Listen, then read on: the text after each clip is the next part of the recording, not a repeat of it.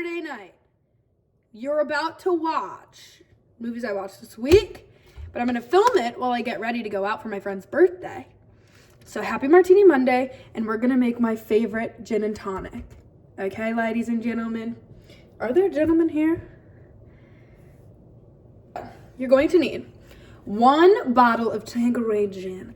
You can use whatever gin you'd like. I like Tanqueray gin. Then you're gonna need tonic water. I like Polar tonic water with the lime flavoring. The only other tonic water I like is Schweppes Zero Sugar, but I want that extra lime. And then obviously a lime. It helps if you have a branded glass. I know not everybody does. I got these at the thrift store in a packet, so. Your lime. Hopefully it's not crunch as fuck. Mine is because it was in the fridge. First thing you're gonna do, fill your glass with ice. Get that lime all in there. And then you're gonna put the carcass in. Dorit says carcass out, Paige says carcass in. Next, Tanqueray. Now you put whatever you feel is right. 1, 2, 3, 4, 5. That seems about good. Halfway filled. Hey! Last but not least, I invite you to get yourself a mini cocktail straw. Let's see how strong it is. Perfect! Chin chin, let's get into the video. Friends, and welcome to my bathroom. Welcome to movies I watched this week. So you just saw I made a cocktail. Now it's time to get ready. This is my face from work. I'm gonna wash it off and start over. I watched 5 movies this week. Conclave, The Monkey, Party Girl, May, American Mary. I'm gonna try and keep this as short and sweet as possible. Not for you, for me. Because editing these videos where it's just me yapping, it's painful. So we're doing my makeup today. Is there chicken in my freaking teeth? I lied, I also watched Hideaway, so I watched 6. And I watched Nosferatu. I've already talked about that movie though, but I rewatched it since it's out on Peacock. Speaking of Peacock, first movie I watched was Conclave, okay? Oscars are tomorrow. Well, actually the Oscars were yesterday. So if you haven't seen it yet, get on that. It's on Peacock and it's incredible. I rated this movie 5 stars. I'm gonna keep this very short because I think this is a film that obviously speaks for itself. I don't need to sit here and yap to you about how amazing this movie is. From the cinematography, production design, performances, deeper messaging, suspense, color grading, costume design, everything about this film is 5 stars perfect. So for it not to be nominated for Best Cinematography has me like very uncomfortable and questioning what is wrong with the Academy. But I actually ask that all the time because Nickel Boys wasn't nominated either. I think the finale of this film is impeccable. I think it does what so many films want to do with shock factor, that I still have not heard anybody talk about the ending of Conclave. Because there doesn't need to be discourse on it. It speaks for itself. It's definitive. That's what it is. And I think the Pope choosing their name to be Pope Innocence also really speaks very highly of this film and the intentions behind the film, which again is why I'm so surprised that I'm not hearing as much conversation around it in these last weeks leading up to the Oscars. I know that like people like to put a lot of stock in the Golden Globes and the BAFTAs and the SAG Awards to see what the Oscar race is going to be. Quite frankly, oftentimes I disagree with the Academy, so it's not really sweat off my brow. I'm just really surprised that there's not more conversation around Ralph Fiennes' performance. Like, I know that the tie right now, everybody's saying Timmy and Adrian Brody, and I get that, but just because that tie is occurring doesn't mean we need to like push the other people out of the category and forget they exist. Because if I had it my way, Jeremy Strong would be winning for Apprentice, supporting actor. Because as much as I love Kieran Culkin and as much as I love A Real Pain, there's nobody's in the same caliber as Jeremy Strong in that category, especially after seeing The Apprentice. So, favorite shot in the film was the choreography with the umbrellas when it started to rain. Absolutely incredible. I just thought it was like innocent, Gossip Girl, amazing. I loved corruption. I loved the deceit in the room. I loved everything about this film. I gave it 5 stars. I really think it's something that you just have to watch for yourself. Nobody's comparisons, interpretations, reviews are going to give you the experience of watching, completing, and like digesting Conclave. Next movie I watched, I'm going to keep this one very brief because it's in theaters, and if you're going to go see any movies in theaters, you need to go see The Monkey. I went and saw this with my cousin. Let me insert a clip here. Show you my fit quick. My amazing leather jacket from work. That's why I'm covering the label. Sparkle Ugg boots. Yeah! We got a Coke and a Diet Coke. And the reason I have 2 is because they're minis. And it's just simply not enough. The vessel. Here we go. How wonderful. Usually, action comedy, this usually isn't my genre.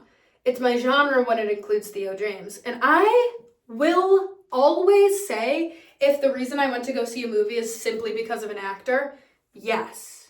I saw this because of Theo James. Also, Oz Perkins, he directed Longlegs. Although I didn't love Longlegs like I was planning on because of its marketing campaign, I still like the movie for what it is. I think some of the discourse around Longlegs is just like pretentious and overly critical. But The Monkey is a perfect movie. Perfect. 5 stars. Humor, gore, timing, pacing. Everything about that movie is perfect. 5 stars. I'm not going to speak any more on it because you just need to watch that. Like, talk about going to the movies and just having a good fucking time. That's The Monkey. The next movie I watched, Nosferatu. You already know my thoughts on that one.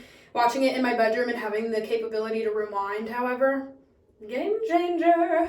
After that, I watched Party Girl. And I watched this because I'm a huge Parker Posey fan. Dazed and Confused was like a pinnacle film watching experience in my life. And Parker Posey is in White Lotus, obviously. 1995, directed by Daisy von Schurler-Mayer. And it tells the story of Parker Posey's character, Mary, who's a party girl, obviously, hence the title, who needs money. And so she becomes a library clerk. And I just really loved this kind of coming of age story because, like I said in a past video, you're coming of age all the time. So I love when coming of age stories take place at like one very specific time in a person's life. And I just thought this movie was so fun. I loved the costume design. It was so important to the story and it was done so well and fun. Kind of reminded me of Uptown Girls or like Carrie Bradshaw, you know, just somebody who's like, where do you have all this money for clothes but you don't have money for food? Reminded me a lot of Empire Records. And that movie, again, is just so fun. I don't, like, know what the exact genre. Party Girl, I gave 4 stars. I just thought it was a really great feel-good movie, and I would definitely pop it on again if I was looking for something to lift me up. But I loved the exploration of Mary's character and how, you know, sometimes people who maybe don't have, like, book smarts are viewed as dumb, but they're very smart in other ways in terms of the way that she's able to, in and out of parties everywhere she goes, like navigate herself around the city. She doesn't really have money, but yet she has all of these nice clothes and she's building connections and has friendships and an established lifestyle outside of a career. And so I really loved that exploration in partnership with the nasty lady, Judy. Judy needed to calm down a little bit, okay? If somebody kept saying to me, your mother was a woman with no common sense, your mother was a woman with no common sense, I'd be like, okay. I just think it's really great and fun. If you like party movies and you like that kind of stuff, this is definitely for you. And it's available on Hulu. Okay, we watched May, available on Tubi. You have to watch May. 2002, directed by Lucky McKee, okay? This is a story about a very lonely girl who struggles with intense perfectionism and perfectionist tendencies, and she has this creepy doll that she was given as a child because she was cross-eyed and didn't have friends. So her mother gave her this doll, but she was instructed, you cannot take the doll out of the packaging. It must stay. And one thing about May is she's a rule follower. So then we flash forward to grown-up May. Her cross eye gets fixed, so she's looking good. She looked good before, but now she like feels confident in herself. And she becomes infatuated with a random man on the street because he has perfect hands. And then you go on a journey through the film of her struggling to navigate her infatuation and being in this state of limerence for this man, while the receptionist at the veterinary hospital, Anna Faris, is slowly but surely like falling in love with her and trying to make a move on her. And it really just takes you on this wild journey of loneliness and like what lengths people will go to feel not lonely. And I couldn't recommend this more. I was telling my dad about it, and he was like, you purposefully watch the weirdest shit. And I was like, this fell into my lap, because I was going to watch Jennifer's Body, and this was in the recommended. And I watched May. And it's just so good.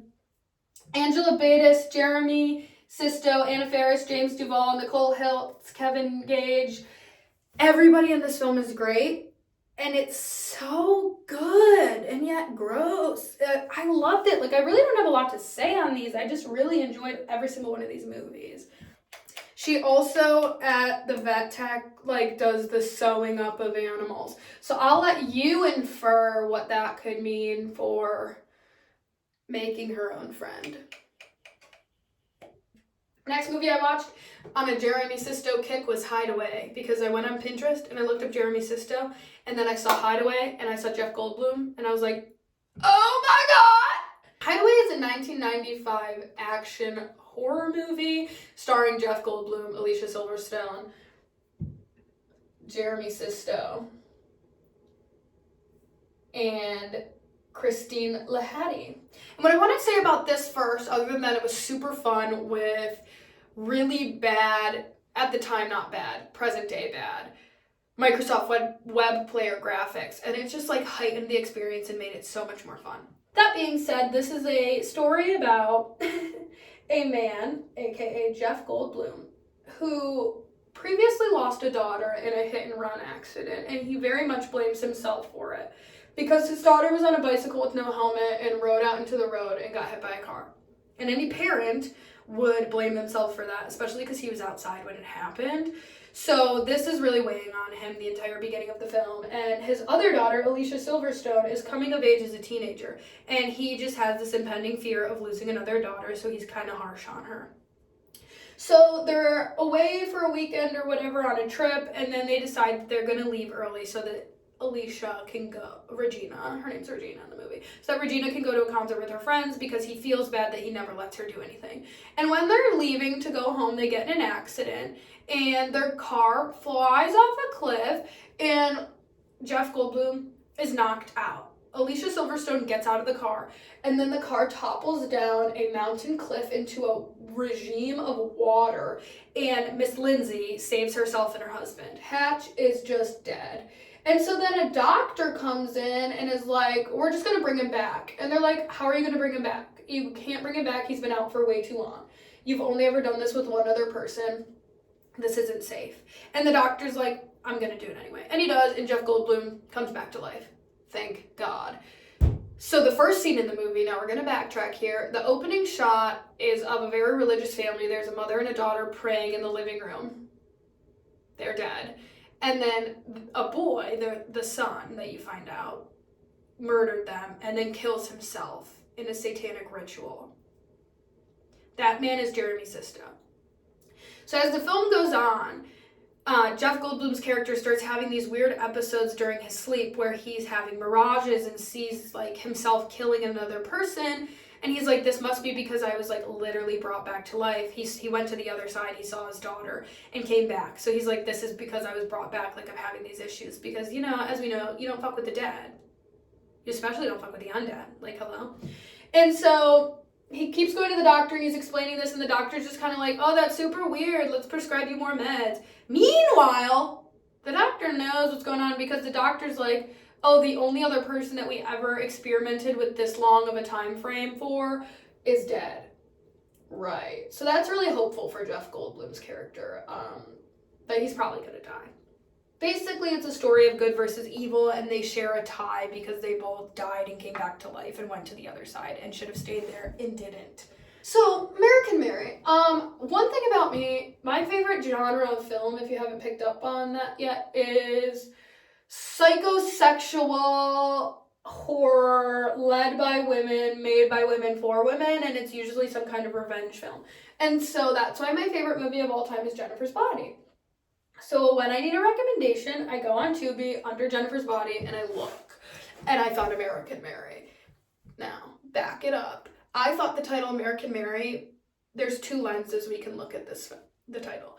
The first one was, I was like, oh, well, it's a story about a med student who can't afford her bills, so she takes some weird jobs. You know, pretty standard, getting into some trouble vibe in a movie, right? Girl needs money, takes a whack job, crazy shit happens, and you realize that gig might be better than what she needed the money for in the first place. So that's the premise, okay? So she's a med student, she needs money, she takes up an ad at a strip club to be like a private dancer or whatever. And one thing to note is that her professor is really annoying and is like, stop fucking up in my class, blah, blah, blah, blah. But she's obviously the smartest person in the class anyway, so he's just picking on her because he's a creep pervert, always. So she goes to the strip club for her interview with the hottest man I've ever seen in my life as the grimy strip club owner. And she's interviewing / auditioning for him, and he like has to run out of the room because something's going on, and he comes back in and he's like, do you want to make $5 million? Do you want to make $5,000? Like, no questions asked. And she's like, what? And he's like, how good are your surgical skills? And so he takes her into a room and they sliced a guy's throat from his chin to his heart and we're like, stitch him up and we'll give you $5,000, whatever. So she does, of course, because she needs the money. And then she goes home and she's like, what the fuck did I just do? And that is the inciting incident of the film, which then obviously follows Mary as she dives deep into a world of the star of the show, Catherine Isabella. Catherine Isabella, you may know from Another Cinderella Story. You may know from Ginger Snaps. I would die for this woman. Like, I love her. I think she is such an important part of early 2000s horror. Without her, like, she's just a game changer. I absolutely love her. I love this film. It is going to be my new obsession because the whole ride to work today, that's all I thought of.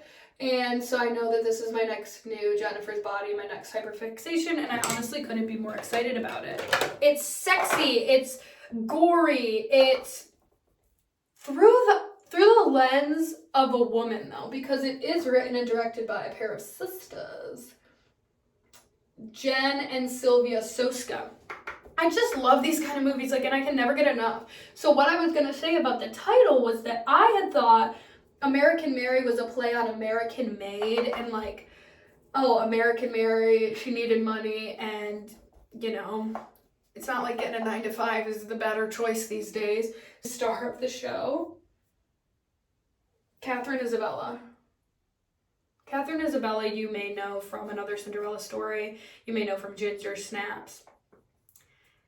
I would die for this woman. Like, I love her. I think she is such an important part of early 2000s horror. Without her, like, she's just a game changer. I absolutely love her. I love this film. It is going to be my new obsession because the whole ride to work today, that's all I thought of. And so I know that this is my next new Jennifer's Body, my next hyperfixation, and I honestly couldn't be more excited about it. It's sexy, it's gory, it's through the lens of a woman, though, because it is written and directed by a pair of sisters, Jen and Sylvia Soska. I just love these kind of movies, like, and I can never get enough. So what I was going to say about the title was that I had thought American Mary was a play on American Made, and like, oh, American Mary, she needed money, and, you know, it's not like getting a 9-to-5 is the better choice these days. So she does these random ass body modifications so that she can improve her surgery to get into med school, but also she can afford to live. And so I thought that was, oh my god, my phone's gonna die. Wait.